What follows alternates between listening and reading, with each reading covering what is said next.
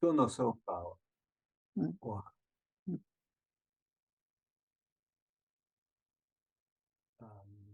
座り、座りこれね、やす、座り、座り。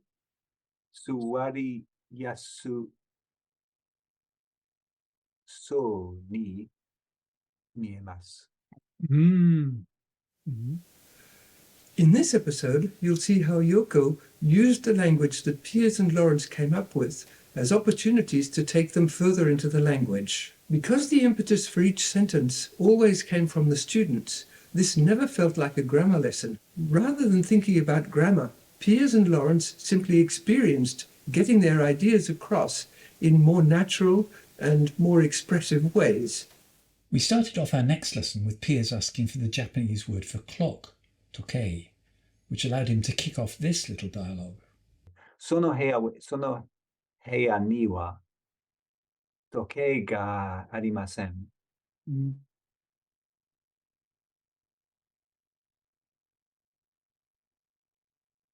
それはちょっと変だと思います。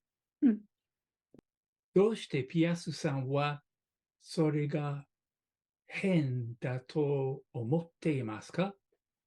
Good. じゃあバージョンアップしましょそれが変だと思うのですか？ う。When you write, うんふん。 we use this.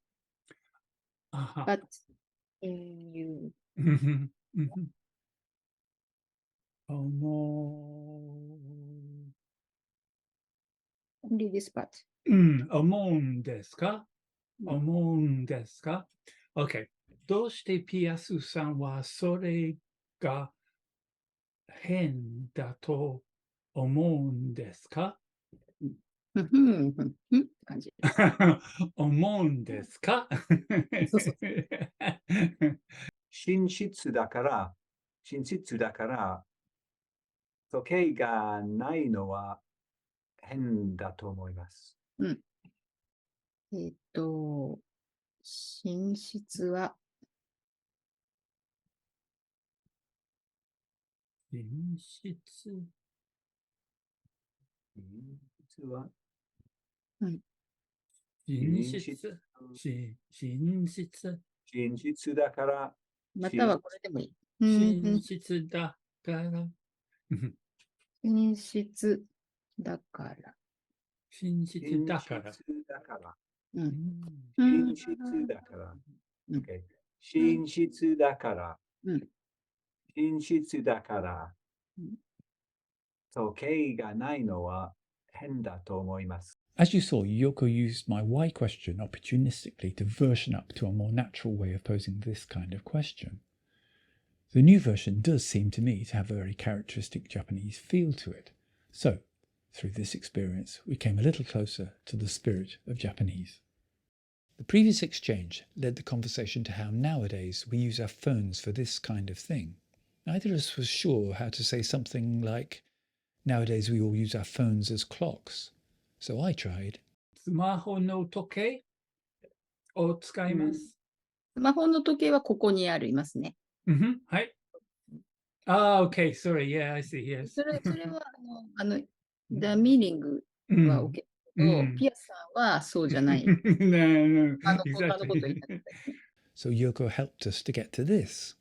私たちはうんスマホをうん時計の触りに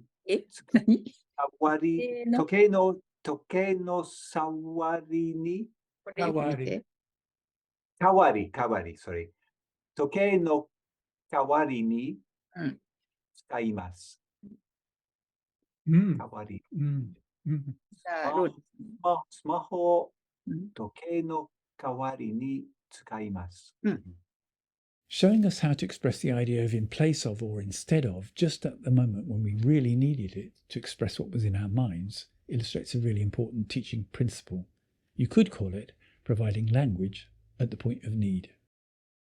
The conversation continued with Piers explaining further what he thought. その絵は昔の絵でしょ？昔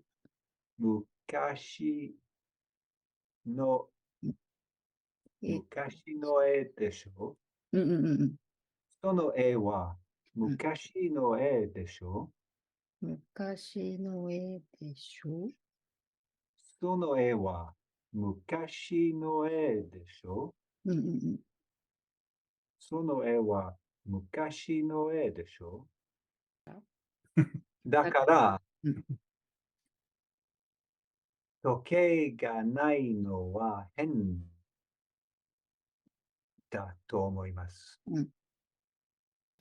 The picture does indeed have the look of something from the 1950s or 60s, but since I was brought up at about this time, and with a bedroom that looked a bit like this one, I still didn't share Piers's interpretation. 私は時計がない。時計がないのは。時計がないのは、私は時計がないのは変じゃないと思います。私が小さい時、寝室には時計がありませんでした。This had been quite a lot, so for practice we both explained the situation using some of the new language we'd just learnt, but from our own perspectives. ピアスさんはその部屋に時計がないのは変だと思っています。じゃあそれもさせてください。ピアスさんは、その部屋に時計がない。言っちゃったな。Thank you. 時計がないのは変だと思っています。ピアスさんはその部屋に時計がないのは変だと思っています。私はその辺がない、その辺に、その部屋、その部屋に、時計がないのは変だと思います。This was useful. We got to practice the new things, but we weren't just copying each other and we weren't reading. We had to reconstruct each sentence for ourselves from our own perspectives. Then we moved on and Yoko introduced another piece of new grammar which we needed to express this idea. So, その椅子、その椅子は座りやすくないと思います。Joining together a verb and an adjective to get something like comfortable to sit on was new, but somehow seemed very natural. So Yoko immediately got us to version up, pointing on the charts to show us the new, more complex expression. その椅子は、その椅子は、ちょっとごめん、これちょっと待って。座り、やすはひやこね。やす。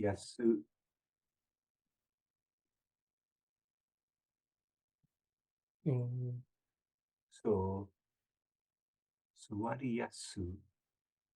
そう、座りやすそうに。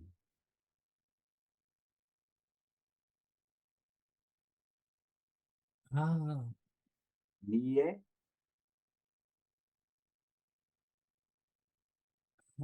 ません。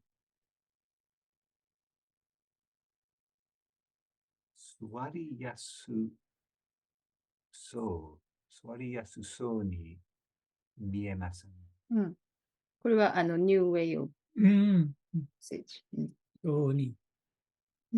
そうはこれじゃなくて、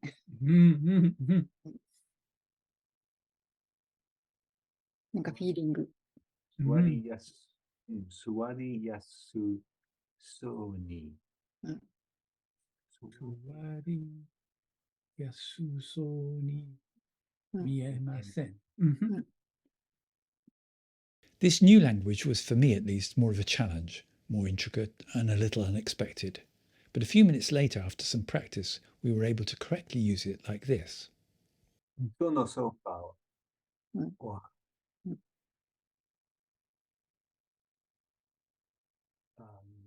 座りやす座り座り。